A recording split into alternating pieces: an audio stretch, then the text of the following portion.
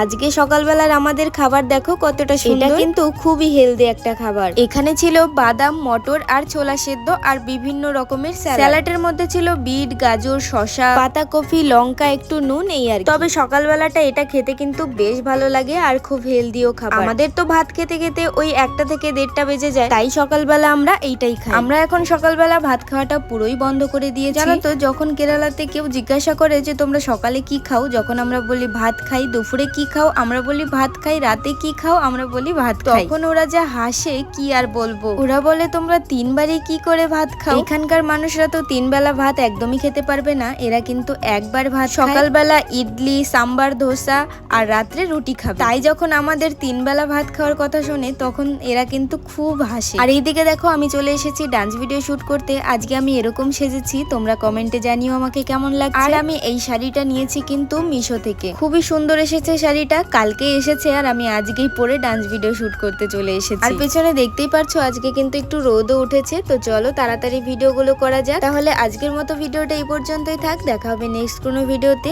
তোমরা সবাই ভালো থেকো, সুস্থ থেকো।